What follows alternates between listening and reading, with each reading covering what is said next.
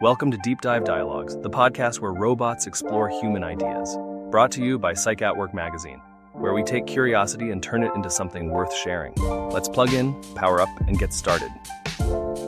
Hey everyone, welcome back for another deep dive. This time, we're going to be tackling something I think a lot of us are wrestling with, and that is this whole idea of adaptive leadership. So what it is, why it matters, how you can actually use it to make your life better in a world that just seems to get crazier and crazier by the day. Yeah.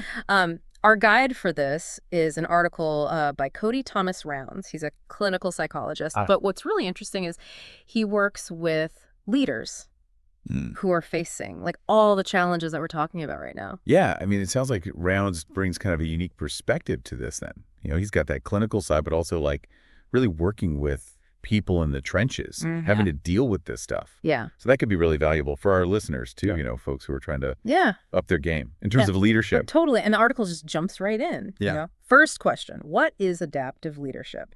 And I think a lot of people hear that and they're like, well, isn't all leadership about adapting? Right? Like what's the distinction here? Right. Yeah, and that's a great question. I think Rounds does a good job of addressing it head on. It's not just about reacting to change. It's about being proactive. It's about being able to like pivot quickly and effectively in response to new challenges or changing circumstances. Okay. The thing is that today in 2024, we're not just talking about like market shifts anymore. We're talking about like AI disruption. Global instability, all this stuff. So it's like leadership on hyperspeed almost. It feels like just keeping up. It would be hard enough, let alone actually like leading through it. Totally. And he's basically arguing that those traditional models where you've got like all the answers, you've got the set plan, that just doesn't work anymore. You need to be comfortable with ambiguity. Okay. You need to be comfortable with empowering your team to find solutions even when you don't have them.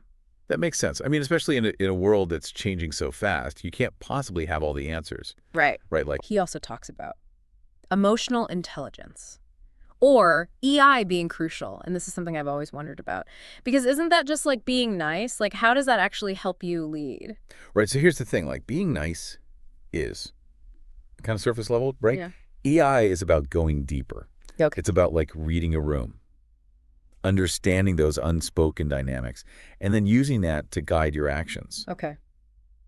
Rounds points out that leaders with strong EI, they can build better relationships, they can handle stress better, and they can create a more positive work environment. Okay, so it's less about like forcing smiles. Yeah. And more about like accurately like reading people's emotions and then using that to make better decisions. But good example, imagine you're leading a team. Yeah. Through a major change, like implementing some new technology. Yeah. Some people are going to be excited. Some people are going to be anxious. A leader with high EI can sense those emotions. They can address concerns. They can adjust their communication style to meet each person where they're at. That's a great point. So it's not just about being aware of like the feelings in the room, but it's how you use that awareness to be more strategic. Exactly. You know, he gives a specific example in the article. Imagine you're trying to get buy-in on a new project. Okay. Someone on your team seems hesitant, but they're not really saying why. A leader with good EI might pick up on their body language. Notice they're not making eye contact. Yeah. And decide to have like a one-on-one to dig a little deeper. They might uncover a valid concern that hadn't even been considered before. So in that scenario, the nice leader might just assume everything's fine because nobody's complaining out loud, but the emotionally intelligent leader's like actively looking for those cues. Exactly. And that can make a huge difference in building trust and getting your team on board with whatever changes are coming. Now, along those same lines, Rounds also dives into communication. He says active listening, clear messaging, regular feedback are all essential, but honestly, those sound kind of like leadership 101. Yeah, it's interesting you say that because he makes the point that often those basics are done really poorly, especially when things get tough. Okay. So active listening isn't just nodding along. It's about demonstrating that you've heard and understood, even if you don't agree. Okay. So think paraphrasing, asking clarifying questions, things like that. So it's not enough to just say, I hear you. You have to actually like prove it. Exactly. With your actions and responses. And when it comes to clear messaging, Rounds emphasizes the importance of explaining the why behind decisions. Yes, especially in times of change. People need to understand the rationale, not just the what. And that actually ties into a point he makes about resilience. Because it's not just about individual toughness. It's about how leaders help the whole team bounce back. Exactly. And that's where that clear communication comes in. If your team doesn't understand the why behind a difficult decision, they're more likely to resist it. They're going to feel demoralized. But if they understand the bigger picture, the strategic reasoning, they're much more likely to weather that storm alongside you. So it's almost like you're giving them the mental tools to be resilient, rather than just expecting them to, like, tough it out blindly. Precisely. And then when you combine that with that regular feedback piece, where you're acknowledging successes, areas for growth, you're building a culture of continuous learning and improvement. And that's a huge part of what makes a team adaptable. And resilient in the long run. Expert. It's interesting how Rounds kind of weaves all these different pieces together, right? Like, you can't really have resilience without good communication. You can't communicate effectively without a certain degree of emotional intelligence. Totally. And he brings up something else that I think is often overlooked, which is this idea of mentorship. He does mention that. And to be honest, when I think of mentorship, I kind of get that classic image in my head of, like, the older, wiser executive guiding the younger professional. Is that still relevant, like, in today's world where everything moves so fast? Well, Rounds argues that it's actually more relevant than ever. He sees mentorship as a two-way street. It's a powerful tool for growth for both the mentor and the mentee. Because the thing is, experience alone isn't enough anymore.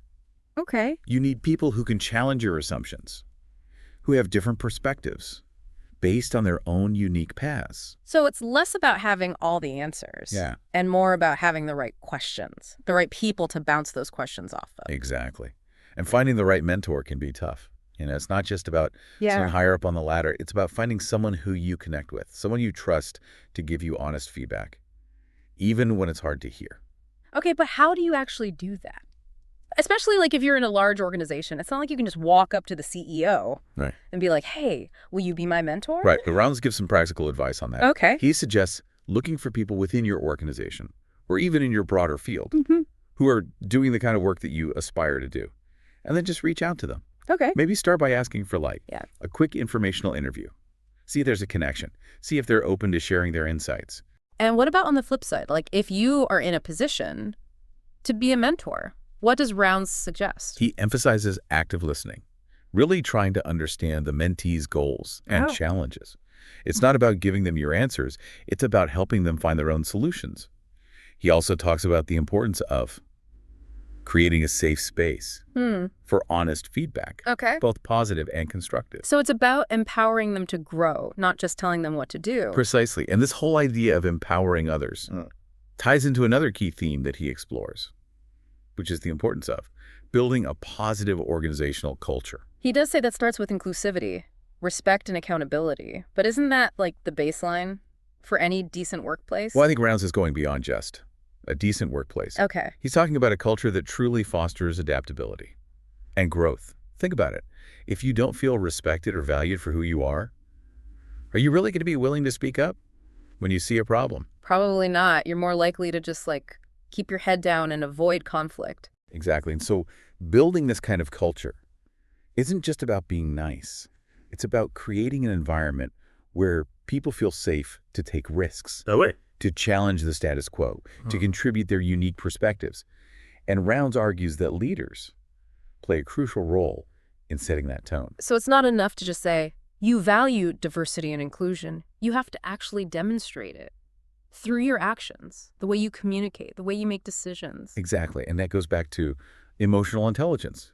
A leader who's attuned to the emotional needs of their team is going to be more likely to create that inclusive environment where everyone feels heard and respected. It's so interesting how all these concepts just keep connecting back to one another. It really is. And it speaks to the complexity of leadership in today's world. No, you're not just managing tasks. You're managing people, emotions, culture. It's a whole ecosystem. And Rounds is basically arguing that adaptability is the key to navigating that ecosystem effectively. Honestly, I feel like we've only just scratched the surface of this whole adaptive leadership thing. My brain's already going to, like, a million different places, thinking about, my own workplace, those moments where things could have gone so much better if I'd had more of this mindset. And that's exactly the point. Rounds really emphasizes that.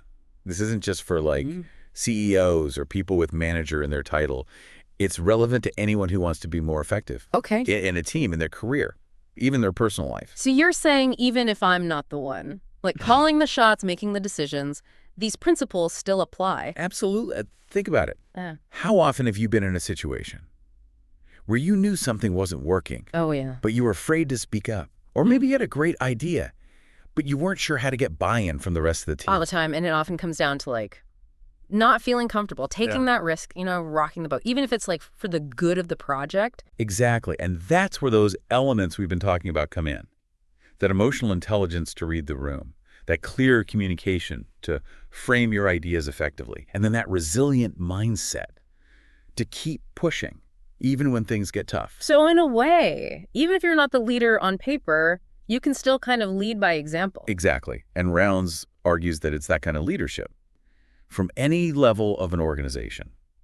That makes true adaptation possible when everyone feels empowered to contribute, to challenge assumptions. That's when you can really navigate those uncharted waters. He also mentions ethical leadership as being like a key piece of this puzzle. But I gotta admit, sometimes that phrase feels kind of vague to me. Like, isn't everybody supposed to be ethical? Rounds actually gets pretty specific about this. He says it's not just about avoiding bad behavior. It's about actively creating a culture where doing the right thing is the norm, not the exception. And it starts with the leader. So it's less about having like a list of rules and more about setting a tone, being a role model for the behavior you want to see. Exactly, and he points out this is especially crucial in today's world, where there's so much pressure to cut corners, to prioritize profits over people. Oh yeah, for sure. Adaptive leaders, he says, are the ones who can hold on to their values, even when it's difficult, even when it might mean making a tough call. That doesn't benefit them personally. And I imagine that ties back to that resilient mindset we talked about. Absolutely, because making those tough ethical decisions often comes with pushback, with challenges. It takes courage to stand up for what you believe in, especially when you're facing that pressure to compromise. But Rounds argues that this kind of ethical leadership is what inspires trust. It builds a strong foundation for long-term success. That makes a lot of sense as we're kind of wrapping up this deep dive. I'm thinking about our listener right now who's probably taking all this in and thinking, okay, where do I start? Well, Rounds offers some great advice in the article. He says, start by asking yourself one simple question. Okay. What's the most important thing I can do today to become a more adaptive leader? I love that. Such a good question. And it could be something small like really actively listening during a team meeting, or taking the time to give somebody some thoughtful feedback. Or maybe it's something bigger, like having that difficult conversation you've been putting off. Exactly. The point is to take action, to start building those adaptive muscles. Because like any skill, leadership takes practice. So well said. And I think that's a great note to end on. Whether you're leading a team, a project, or just navigating your own career, embracing adaptability is the key to thriving in this ever-changing world. Couldn't agree more. Keep learning, keep growing, and keep pushing yourself to become the best leader you can be. Thanks for joining us on this deep dive into adaptive leadership. We'll catch you in the next episode. Thanks for listening to Deep Dive Dialogues. Explore more at PsychAtWork Magazine. Click the link in the description.